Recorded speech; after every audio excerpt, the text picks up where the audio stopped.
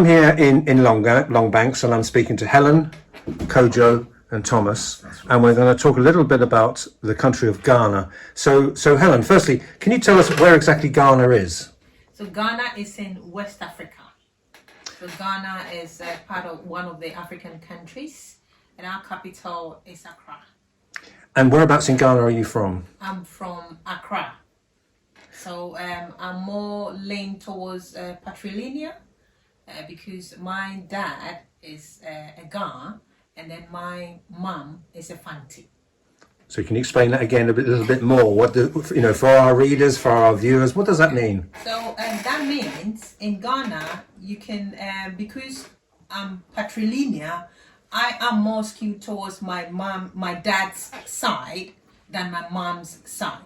So because in the Fantis are more skewed towards matrilineal. So yeah. So my heritage in Ghana will be towards my dad's side. So you're a city girl. I'm a very city girl. I was born in Cape Coast, in the central region, but I started my kindergarten, high school, university, all in Accra, which is the capital of Ghana. I'm going to come back to everybody in each part. We'll let establish where you're from. Kojo, where are you from? I'm from the mountainous parts of Ghana, which is the eastern region of Ghana, which is Akwiapem originally. Though in Ghana, where you're born is not where you come from. That's the difference. In Ghana, she said, you have to depend on where your inheritance comes from. If you inherit the patrilineal, then you're more drifted to the father side. If it's matrilineal, you're more drifted to the mother side. So with my tradition, I'm more matrilineal, which is the Akan. Most of the Akans come from the mother side, matrilineal. So I come from where my mom comes from, which is the mountains, which is Accra.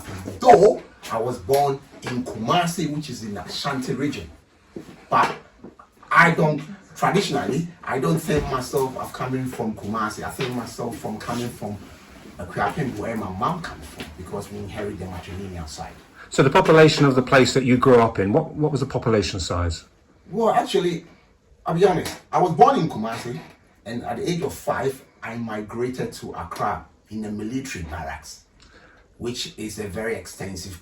Oh God, I can't tell. It's quite as big as Harlow. Yes. I was going to say, because one of our first interviews was Hertie, who runs Community Embrace, and she was from grown up in the barracks in Accra. So big barracks, yeah. Massive, because we have everything in. We got banks, we got cinema, we got everything that you can have in the whole town in the military. Schools, secondary schools. What we ain't got is a university, but we got everything that you can think of in a setup. So who in your family was in the military? My uncle, actually, because my mom did not like the community I was born in Kumasi. He said, I'll let you live with your uncle in Accra. So that's how I lived in Accra till I came to this country, to be honest.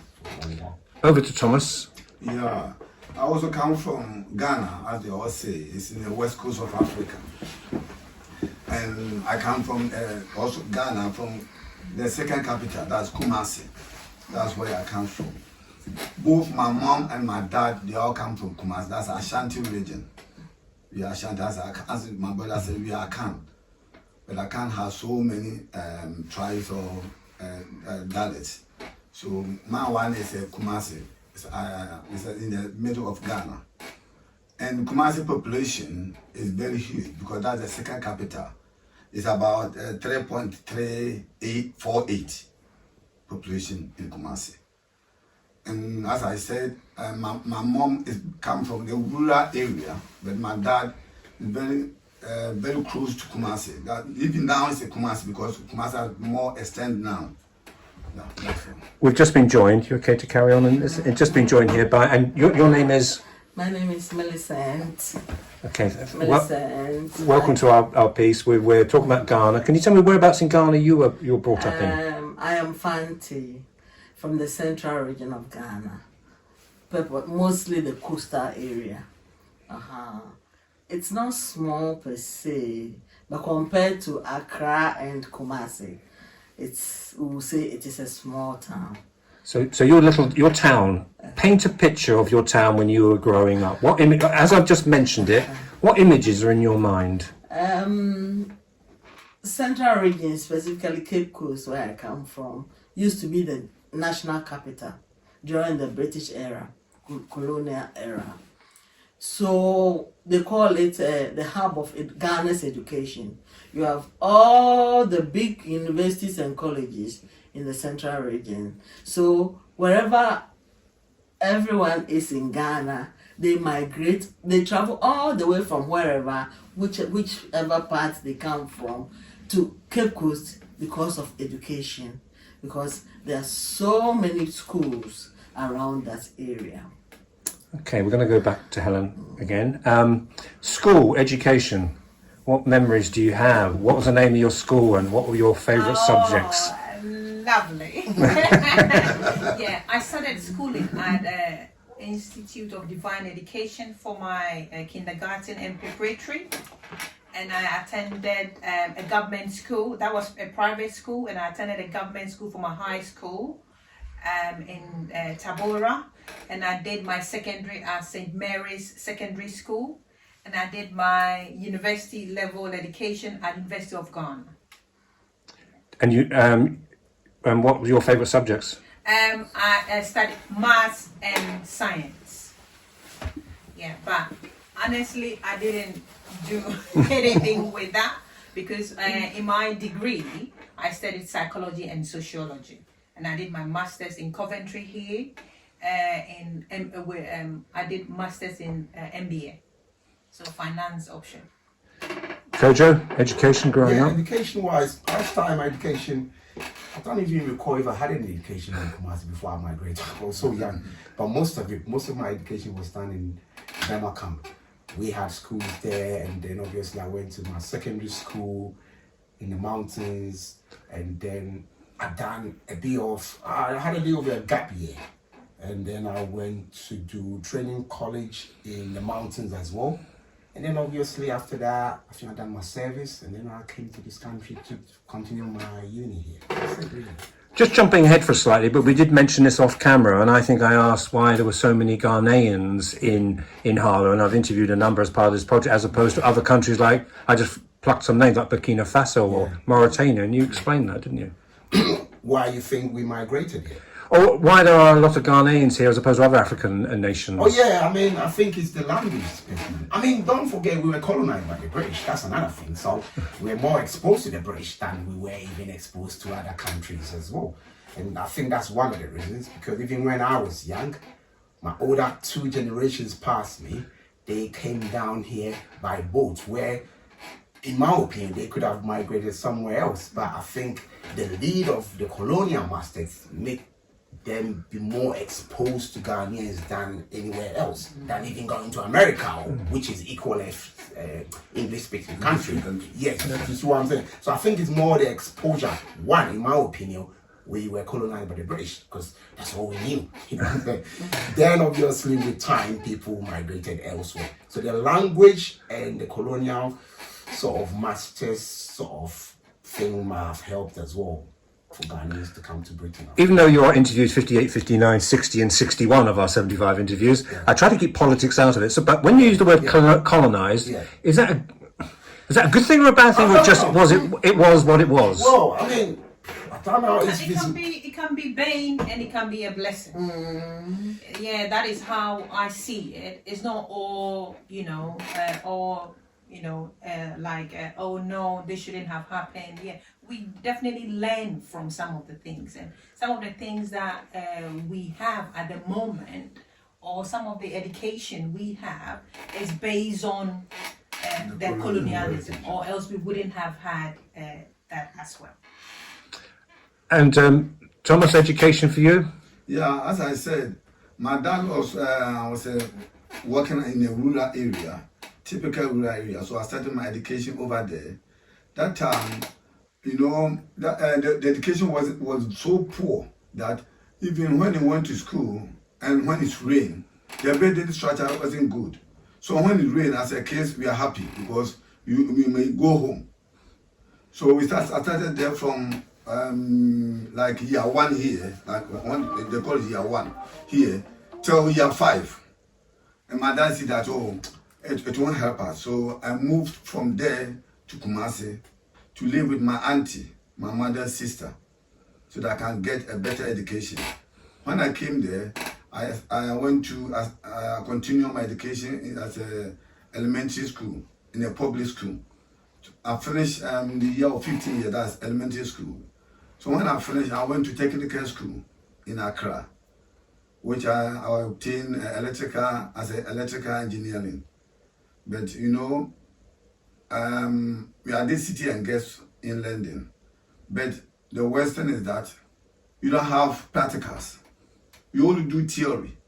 So when we finish education, most of my colleagues, I was so lucky that I was cope with my electrical installation teacher. So when he had a job outside, he called me to do wiring. But most of my people, even when we completed education, they couldn't even change choke, or when we asked them to fuse, to change fuse, they don't know. Because there was no practicals. As here, when you go college, you did practicals, you go to workshop.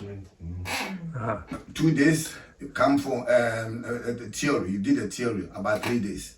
But I didn't have that chance. Switching subjects, and I know I'm throwing a lot of subjects at you without any rehearsal, but who, family-wise or influence-wise, who are the big influences in your life, in your family? Who are the people you really learned from, respected, admired?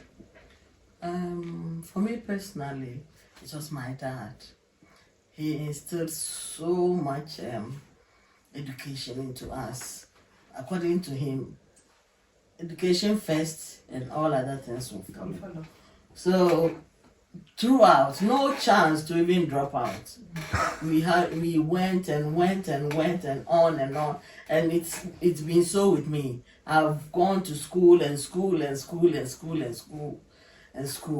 So I think my dad has made so much impact upon my life, taking me through education. I'm so grateful for that. Yeah, and with me, it's also my dad.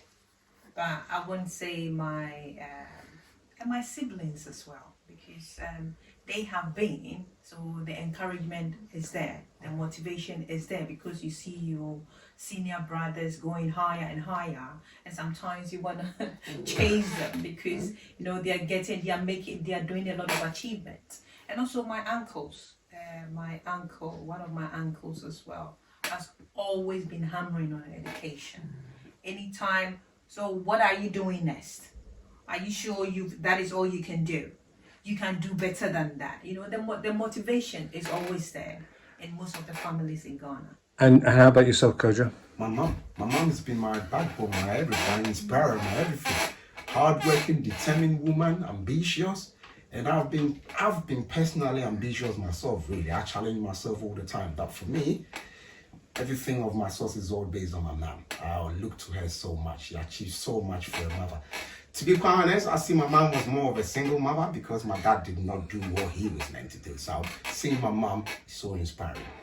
And education? Oh yes, my mom she was a teacher. She had an issue with her eyes, so she couldn't further it as far as she wanted to go. But yeah, so I mean, in the family, my other side of the family is the Sarkodie family, which judges and all that sort of thing, you know. So I always challenge myself. I always look to my mom, though she didn't go further, but yeah, she was inspiring. But when I go into some of the schools in Harlow and you see the achievements of children who have roots in West Africa, and their achievements, but also their aspirations, does that surprise you? I'm not surprised, because I think in Africa is always, to me, sometimes we bang our head with education too much, when people could be, like he said, he could be doing something more practical.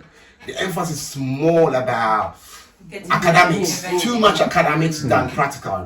You know, society. That's why. Yeah, the society is always bang on academics more than even the practical achievements. What about you, Thomas? Education? Yeah, as I said, my dad did well, but the problem is that my dad have 3 wives, and my mom was the middle one. So you know, it's become competition. Everyone wants to get chance or get more benefit from the husband as my dad. So I can't remember. My mom was the one who was with my dad in the village where my dad was a purchasing officer in the cocoa marketing board. Yeah. So later, my dad had a new wife who is educated. That my mom was illiterate. So he didn't dump my mom, but he convinced my mom to come to Kumasi, that's the second capital, to look after us. Not doing that, he had another wife who is educated. Because my dad had a promotion. So when he got promoted, he thought, okay, illiterate woman is not fit with me, so he moved with her. When's the last time you went to Ghana? I went to Ghana last February. The February just gone. And could you see yourself ever moving back? Yeah. Yeah. Yes. I'll be moving back because I traveled since I was 28 years. And now I'm 60 years. Right. So yeah. Because in your heart, is Ghana still home? Yes, please. Yeah. Yeah, Ghana is still home. And though now, as now when you go there as a tourist. Because you have to be. Yeah. We left there for long, so when you go there, just 3 weeks. And how do people treat you there? They treat you as a Ghanaian or somebody who lives abroad? Oh, they treat me as a Ghanaian, but most of them to go. You won't be last year. You know, they knew that when you come to Ghana, your longest stay in Ghana will be 1 month. 4 weeks. Yeah. How about you, Kojo? Where's home to you? Ghana is always home. Sorry. I've lived here for so long. I'm married to an Englishwoman, but Ghana is always home. It's always home. I mean, I can't hide that. And that's the fact. So we try to go home every year. And the strange thing is my wife actually, is more Ghanaian than most Ghanaians would be, you know. And I think that I would definitely go back home, definitely. So COVID must have been hard, not being able to go back. Definitely, of course. There's a big limitation. There was a big. Well, we haven't been. So the funny thing, we're gonna go to Ghana last year, but my daughter had COVID, and so that's the limitation. But yes, I think eventually in the future. If I say future, it could be 5 years' time to go back home and live there anyway. I can't live there forever. Yeah, Ghana will always, as the others have said, Ghana will always be home. But luckily, I just came back from Ghana, so yeah. And how are you treated when you go home? Are you back as a Ghanaian or as a Ghanaian who lives abroad? I think as a Ghanaian who lives abroad, because anytime you visit, because let's say the COVID, almost 3 years, 2.5 years, by the time you go back, things have changed. So you would need the help of those in Ghana to find your roots, maybe because different things, infrastructure, back, left, center. So it's quite difficult. Definitely they will treat you because even your skin color would have changed. So definitely they can tell the difference between somebody who just came from, overseas and someone who lives in Ghana. Where's home? Definitely Ghana, because my family lives there. So I go to Ghana twice a year. I try. I go to Ghana twice a year. And I love Harlow. I love living abroad, but still, I love going home. For the sun, for the food, for everything. But you've developed here in Harlow, the Ghanaian community is a very close-knit community. Have you had to work at that, or has it come naturally? There is, yes, we had to work harder at it. It's not quite easy because especially coming from Ghana, we are all, our main objective is to make money and look after ourselves and our family. In Ghana, we don't have the social services and all that. So when we come here, we have been taught to work hard and look after our family. So getting people together outside their comfort zone to come into a community group is quite difficult. It has taken quite some time, but yes, we've been able to do it. that we still have few hurdles here and there, but I think we've done well so far. But you must all be proud of the community that you've all here in Harlow, the valuable contribution you've made to Harlow society. You must be proud of that. You should think so. Yeah, we should think so, because we've been helping, let's say the Ghanaian community have been helping quite a bit, let's say in the tree planting in Harlow, in the spring cleanups, and then various physical activities which is funded by Active SS. So as a community group, that is what we do in Harlow. Brilliant. Well, I'll just say thank you very much to all of you for your time. Thank you very much. I really appreciate it.